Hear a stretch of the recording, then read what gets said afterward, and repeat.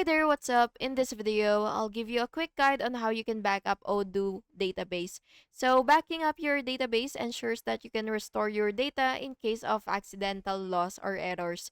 So, after you log into your Odoo account, what you will have to do is go to your settings or go to your database management or my databases. What you will have to do is click that, and by the way, you do have to make sure first to confirm your email if you haven't yet. And basically, after you've already activated your account after you've already activated your account, what you will have to do is proceed to the next steps.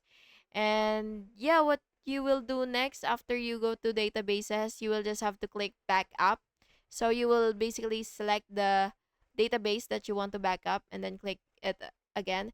And after that, you will just have to choose include file store if you want all attachments, and then you will just have to enter your master password and then click back up again and wait for the process to complete and download the backup file to a secure location. And finally, you will just have to verify the backup and ensure that the file is stored safely for future restoration. And that's basically how you do it. I hope you found this video helpful, and if you did, please make sure to like and subscribe for more videos like this. Thank you and have an awesome day.